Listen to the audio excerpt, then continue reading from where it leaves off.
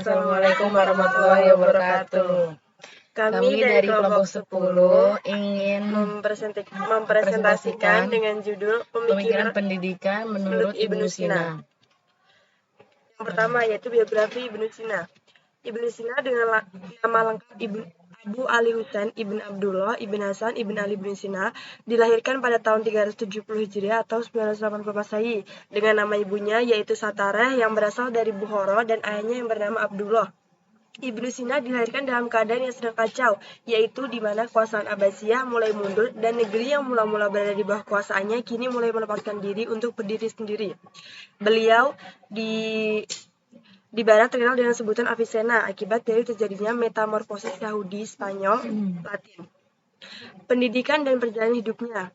Dalam usia mudanya, beliau telah menguasai beberapa disiplin ilmu seperti matematika, logika, fisika, kedokteran, astronomi, dan juga hukum. Dan di usianya yang ke-10 tahun, beliau telah berhasil menghafalkan Al-Quran, serta pada usia 18 tahun, beliau telah selesai mempelajari ilmu-ilmu tersebut. Dalam mendalami ilmu kedokterannya, beliau mempraktikkan sendiri keahliannya. Dan beliau juga pernah diangkat sebagai menteri oleh Sultan Syam Al-Daulah berkuasaan di Hamdan. Beliau pernah mempraktekkan ilmu kedokterannya pada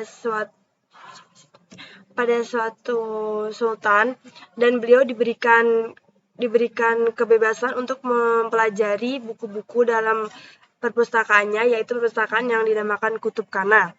Ibnu Sina wafat pada tahun 428 Hijriah atau 1037 Masehi, tepatnya di Hamadan, Iran. Dikarenakan penyakit mah kronis, ia wafat dalam keadaan sedang mengajar di buah sekolah dan beliau dalam umur 57 tahun. Karya-karya Ibnu Sina. Yang pertama, Asy-Syifa. Yang kedua, An-Najat. Yang ketiga, Al-Isyarat wa Tanbihat. Yang keempat, Al-Hikmat Al-Masyriqiyah. Yang kelima, Al-Qunun fi Al-Tib. Jasa seorang Ibnu Sina. Ibnu Sina merupakan seorang negarawan yang banyak berkecimpung dalam bidang politik, yaitu di mana di sisi lain beliau merupakan tokoh filsuf yang sering disebut dalam sejarah Islam. Filsuf sendiri merupakan urutan teratas dari ilmu-ilmu pengetahuan atau ibu dari ilmu pengetahuan. Corak pemikiran Ibnu Sina. Corak pendidikan menurut Ibnu Sina dalam mengembangkan filsafatnya, beliau memadukan ilmu filsafat dan ilmu agama. Dan beliau hidup bersampingan dengan pengikut paham Syiah Ismailiyah, namun beliau tidak terkecoh dan tidak mengikuti ajaran tersebut. Beliau tetap bersikeras pada teguh pendiriannya. Bahkan beliau mengembangkan pemikiran dengan caranya sendiri untuk mendapatkan suatu kebenaran. Beliau tidak merupakan filosof yang hanya mengikuti atau taklid, dan dapat dikatakan pada diri beliau terdapat perpaduan antara akli dan nakli. Konsep pendidikan menurut Ibnu Sina. Ibnu Sina lebih dikenal sebagai filosof ketimbang sebagai pakar atau pemikiran pendidikan. Dan ada pula tujuan pendidikan, yaitu tujuan pendidikan menurut Ibnu Sina diarahkan kepada pengembangan seluruh potensi yang dimiliki seseorang menuju perkembangan yang sempurna. 2. Diarahkan pada upaya dalam rangka mempersiapkan seseorang agar dapat hidup bersama-sama di masyarakat dengan melakukan pekerjaan atau keahlian yang dipilihnya, disesuaikan dengan bakat, kesiapan, kecenderungan, dan potensi yang dimilikinya.